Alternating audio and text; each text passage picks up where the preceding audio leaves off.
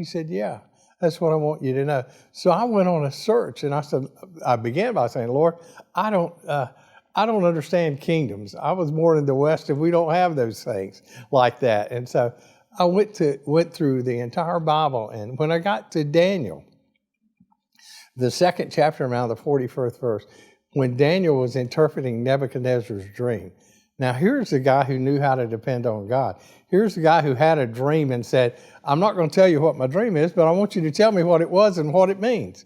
And I'm thinking, oh my God, what an assignment. I don't want one of those, And so Daniel went to the guy who reveals dreams, his father, his Lord, and he began to describe what Nebuchadnezzar saw. And he described these successive kingdoms on the earth. He began with the Babylons, the Medes, the Persians, the Greeks, and then the Romans. And he said, during the reign of this is when the God of heaven himself will establish his kingdom on the earth. And I said, what is that? So I researched. I said, those are governments, Lord. Are you telling me that the kingdom of God is the government of heaven that you have brought to the earth? And immediately I went to Isaiah, and he said, when he comes, the government will be on his shoulders.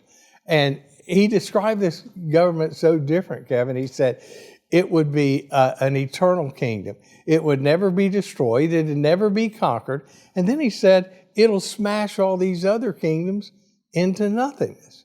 And then he said it would...